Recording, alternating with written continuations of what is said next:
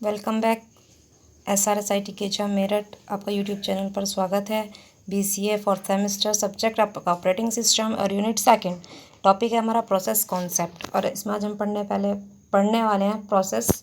What is process? A process is a defined as an entity which represents the basic unit of work to be implemented in the system।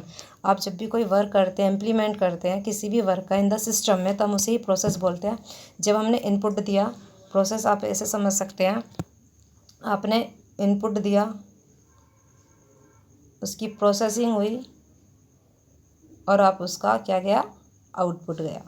तो ये processing से पहले processing हुई, तो पहले input दिया, processing हुई और आउटपुट हुआ। तो आप देख लीजिए आपके प्रोसेस कितना इंपॉर्टेंट है, क्योंकि हर एक काम जो होगा प्रोसेसिंग के बाद ही आपका कंप्लीट होगा। ठीक है, तो ये होता है प्रोसेस। नेक्स्ट पे पढ़ते हैं हम प्रोसेस स्टेट ऑफ डायग्राम। आपका हमारा पहला न्यू स्टेट होता है। न्यू कोई भी इनपुट आया है, एडमिट हुआ है, रेडी मीन्स हमने रेडी किया है जाने के लिए, तो वो रनिंग हो जाएगा रनिंग जाने के बाद। ठीक है, अगर इंटरप्टेड मीन्स आपकी रेडी में कोई ना कोई इंटरप्ट है, कोई ना कोई प्रॉब्लम है। ठीक है, नहीं गई, प्रॉब्लम हो जाती हैं आपकी, तो उस टाइप से आपकी कोई प्रॉब्लम हो गई है, तो आप उसमें इंटरप्टेड हो गया है या कोई प्रॉब्लम आ गई है, तो आप वापस जाएंगे और फिर आप किस में दे देंगे इसे। अगर आपका सब सही है, कोई दिक्कत नहीं है, लेकिन यहाँ पर इनपुट्स काफ़ी ज़्यादा जा चुके हैं और हमारा जो रनिंग स्टेट है वो बिज़ी है अदर इनपुट्स को देने में, तो हम किस पे जाएंगे, वेटिंग, और वेटिंग पे जाएंगे, फिर जाएंगे हम रेडी। ठीक है, रेडी पे जाने के बाद जब वेटिंग कंप्लीट हो गई, अब रेडी पे जाएंगे, जैसे ही इसकी ये फिनिश हो जाएगा इसका, तो ये इसका आउटपुट, ये रेडी दोबारा से रनिंग के लिए चली जाएगी और फिर क्या हो जाएगा आपका एग्जिट। तो ये होता है हमारा टर्मिनेटेड। ठीक है, ये लास्ट हमारा सबसे तो सिंपल हमारा अगर कोई प्रॉब्लम नहीं आती है, सीधा सीधा देखिए तो हमारा क्या होता है, सीधा सीधा कि हमारा पहले न्यू पर गए, न्यू पे जाने के बाद रेडी पर गए और रेडी के बाद रनिंग पर, रनिंग पे जाए एग्जिट पे। तो ये हमारा सिंपल होता है अगर हमारा इंटरप्टेड ना हो और वेटिंग ना हो तो। ठीक है, अब नेक्स्ट पे चलते हैं। Process state. State of the process is use to describe the current activity of the process. ठीक है, प्रोसेस क्या स्टेट होती है, हमारी करंट एक्टिविटी, जितना भी वर्क करें हम करंट में ही करते हैं। एग्जीक्यूटेड चेंज स्टेट्स, हर बार एग्जीक्यूट के चेंज होने के लिए हमें ज़रूरत पड़ती है। अब हमारा देख लेते हैं, पहला है हमारा new means process being created, कोई भी प्रोसेस क्या हो चुकी है, स्टार्टेड हो चुकी है। Running instructions of the beginning executed. Waiting, अगर इसमें इनपुट आउटपुट है, इनपुट दिया हुआ है, हमने काफ़ी सारे इनपुट्स दे रखे हैं और आउटपुट के लिए हमें वेट कर रहे हैं, तो हमें क्या करेंगे, वेट करेंगे, क्योंकि एक बार में CPU जो हमारा एक ही इनपुट लेगा, तो और बाकी जो हमने इनपुट दिए उसके लिए हमें वेट करना पड़ेगा। ठीक है, ये हमारे अंदर की प्रोसेसिंग है, इसमें हमें इससे कोई मतलब नहीं है कि प्रोसेसिंग क्या कर रहा है, बस हमें तो इनपुट देते हैं, हम आउटपुट मिल जाते हैं, क्योंकि चुटकियों में काम होता है। Ready, the process of waiting to be assign to the process, जो वेटिंग में थी लाइन, वेटिंग के में जो थी आपका इनपुट, जो वेटिंग में था प्रोसेस, वो क्या हुआ, अब असाइन कर दी गई है प्रोसेसर को।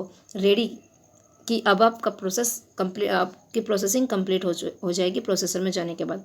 फिर जब प्रोसेसर में वो पहुंच गई है, तो क्या हो जाएगा फिर आपका टर्मिनेटेड मीन्स प्रोसेस फिनिश्ड हो चुकी है, आपका एग्जीक्यूशन आराम से अच्छे से कंप्लीट हो चुका है। ठीक है, यह है प्रोसेस स्टेट।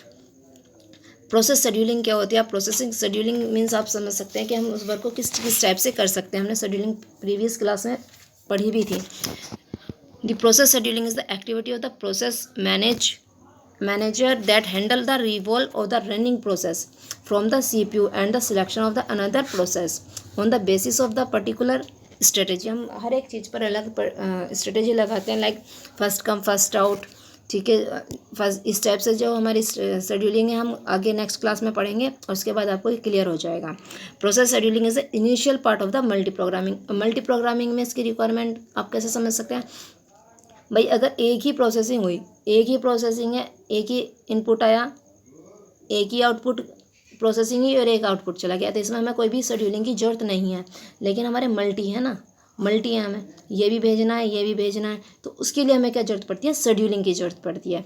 अगर एक ही इनपुट गया, एक इनपुट और प्रोसेसिंग और आउटपुट, तो इसके लिए हमें कोई ज़रूरत नहीं पड़ी शेड्यूलिंग की। लेकिन हमें मल्टी प्रोग्रामिंग समय काफ़ी सारे इनपुट्स देने हैं, मल्टी वर्क करने हैं, तब हमें ज़रूरत पड़ती है शेड्यूलिंग की। ठीक है, तो अब समझ में आया, तो नेक्स्ट में चलते हैं अब हम प्रोसेसर शेड्यूलिंग क्यों, तो क्या होता है, पहला है आपका जॉब क्यों, the keep all the processor in the system, आपके जॉब क्यों जितने भी आपके कलेक्ट कर लिए गए हैं और अब अपने प्रोसेसर में धीरे धीरे आपकी प्रोसेसिंग में चल जाएंगे। रेडी क्यों, आप समझ, रेडी का मीन्स आप रेडी हमारी कंप्लीट है कि अब हमारा जो प्रोसेसर है वो कंप्लीट करेगा जो हमने जॉब सभी दी हैं।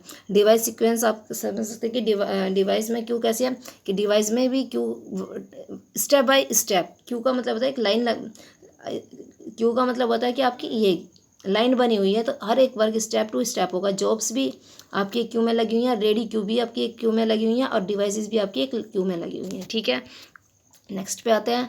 अब हम हमारे प्रोसेस शेड्यूलिंग क्यों डायग्राम, तो अब देखते हैं जॉब आपकी, ये जॉब है आपकी, तो जॉब है आपकी, पहले ये आपकी जॉब आ गई है। जॉब क्यों क्या होती है, आपने जॉब्स लिए हैं, आपने अपने आप भेज दिया रेडी में। ठीक है, रेडी में भेजने के बाद आपकी गई है सीपीयू में। सीपीयू में अगर आपका इनपुट्स काफ़ी ज़्यादा हैं तो हम क्या करेंगे, वेटिंग में जाएंगे। वेटिंग में जाने के बाद हम इनपुट आउटपुट पे, और उसके बाद फिर दोबारा रेडी में, और फिर हमारा एग्जिट के लिए जाएगा। अगर ये प्रॉब्लम अकर होती हैं तो हैं, ठीक है, अगर इंटरप्टेड है, अगर कोई दिक्कत आ रही तो दोबारा इसमें जाएगा और फिर ये हो जाएगा। ठीक है, तो ये तो इस स्टेप से हम इसमें वर्क कर सकते हैं। प्रोसेस शेड्यूलिंग क्यू डायग्राम की जॉब ऐसी आई, अगर सीधा सीधा जाएगा तो आपका सीधा सीधा चले जाएगा, अदरवाइज आपको वेटिंग करना पड़ेगा, फिर इनपुट में दोबारा जाएंगे, फिर रेडी जाएंगे, इस टाइप से। ठीक है, अब आता है हम operation of process. Operation of process से आप क्या समझ सकते हैं, process termination of the operation in which the process terminated of the execution of the last instructions, जो हमारा लास्ट इंस्ट्रक्शंस होता है, मतलब टर्मिनेट होने से पहले कि अब हमारा इनपुट प्रोसेसिंग इनपुट दे दिया है, प्रोसेसिंग हो गई है, अब हमें क्या देना, आउटपुट, तो उससे ही जस्ट पहले जो एग्जीक्यूशन से इंस्ट्रक्शंस होता है उसे हम ऑपरेशन बोल सकते हैं, क्योंकि प्रोसेसिंग पे ही क्या चल रहा है, हमारा ऑपरेशन हो रहा है। This operation is to terminate और एंड एनी प्रोसेस, तो ये क्या करता है, किसी भी प्रोसेस को एंड करने के लिए हमारा ऑपरेशन उस पर अप्लाई करते हैं, उसे बोलते हैं ऑपरेशन ऑफ प्रोसेस। ठीक है, टाइप ऑफ ऑपरेशन ऑफ हमारे टू हो सकते हैं, एक तो प्रोसेस क्रिएशन हो सकता है और एक प्रोसेस टर्मिनेशन हो सकता है। क्रिएशन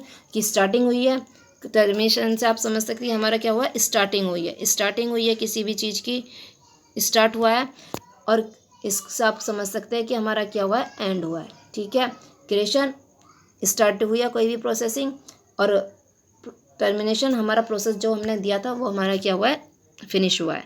ठीक है, इस टाइप से, तो स्टार्टिंग में हमारा क्रिएशन आ जाएगा और लास्ट टर्मिनेशन से आप समझ सकते हैं कि टर्मिनेट कर देना, मतलब प्रोसेस आपकी कंप्लीट हो जाना, एग्जिट कर देना। ठीक है, तो अब हमारा नेक्स्ट टॉपिक होगा सीपीयू शेड्यूलिंग, जो हम नेक्स्ट क्लास में पढ़ेंगे। Please share and like this video, thank for watching this video please. अब हम मिलेंगे नेक्स्ट क्लास में, so thank you for watching this video again.